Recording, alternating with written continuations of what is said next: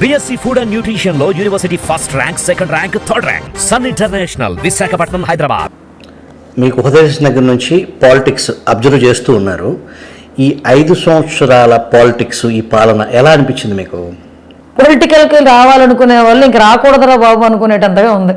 Literally చెప్పాలంటే politics అంటేనే సాధారణంగా ఒక బురద గుంటనో ఒక రొంపి అనో ఆ టైప్ ఆఫ్లో మాట్లాడతారు.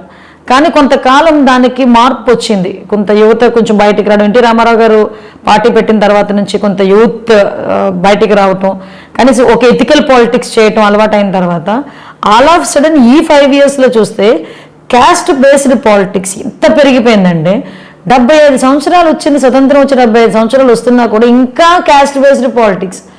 రాకెట్లో చంద్రమండలం తాకుతున్నాం వెళ్ళి, కానీ ఇంకా క్యాస్ట్ అన్నది ఇంత ఎక్కువగా రన్ అవ్వటం అన్నది ఇక్కడే మనం చూస్తున్నాం. అట్ ద సేమ్ టైం మరి ఇంత దారుణంగా నీచంగా రాజకీయాలు చేస్తారా అన్నదైతే ఈ 5 సంవత్సరాలు ఏదో అంటారు కదా, ఒక నాడు నేడు టైప్లో రాజకీయాలు జగన్మోహన్ రెడ్డికి ముందు జగన్మోహన్ రెడ్డి అలా అయిపోయింది. ఏంటంటే ఇంత దరిద్రమైన పాలిటిక్స్ ఇంట్రడ్యూస్ చేశారు వీళ్ళు.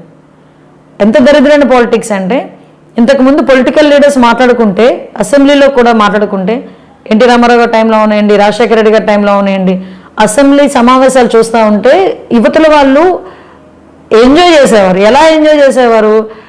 సబ్జెక్ట్ పరంగా ఎంజాయ్ చేసేవారు. వీళ్ళు క్వశ్చన్ అడిగారు, దానికి అటువైపు వీళ్ళు ఏం సమాధానం చెప్తారు, మళ్ళీ వీళ్ళు ఏం క్వశ్చన్ అడుగుతున్నారు, ఇలా ఉంటుంది. కానీ ఈ రోజుల్లోని అసెంబ్లీ చూడాలంటే చిన్నపిల్లలతో కలిసి చూసుకునే పరిస్థితి కనిపించట్లే. వాళ్ళు ఏ లాంగ్వేజ్ యూజ్ చేస్తారో తెలియదు, ఎటువంటి మాటలు పడేస్తారో తెలియదు, ఎవరి మీద ఏ అభాండాలు వేస్తారో తెలియదు. అటువంటి సిచ్యువేషన్స్, అసెంబ్లీ అంటే కూడా గౌరవం తగ్గిపోయే పరిస్థితి ఈ 5 సంవత్సరాల నుంచి చూస్తున్నాం. ఇలాంటి రాజకీయాలు ఉంటే గనక ఫర్దర్గా లేడీస్ అన్న వాళ్ళు పాలిటిక్స్లోకి రారు, ఉన్నవాళ్ళు కూడా వెళ్ళిపోతారు బ్యాక్కి డెఫినెట్గా.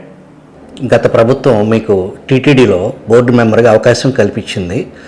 వైసీపీ సోషల్ మీడియాలో దుమారం చెలరేగింది. మీరు వెనకడుగు వేశారు. ఎందుకు వెనకడుగు వేయాల్సి వచ్చింది? వెనకడుగు వేయడం కాదండి దాన్ని అనడం.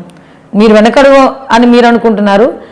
నేనేంటంటే నేను ఒక భక్తురాలిని, నేను ఒక హిందువుని అని నిరూపించుకోవాల్సిన అవసరం ఏంటి? ఈరోజు నా భక్తి అనేది నా మనసులో ఉంటుంది.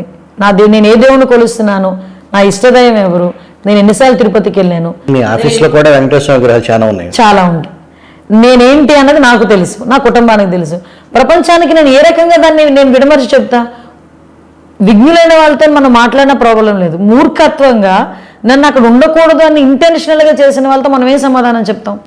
సో ఆ విషయంలోనే వాళ్ళతో వాదించే కన్నా నేను ఒక బ్యాక్ స్టెప్ వేయడం బెటర్ అనుకున్నా. ఆ రోజు బ్యాక్ స్టెప్ వేసా, అంతే. అంతకుమించి వేరేది ఇంకా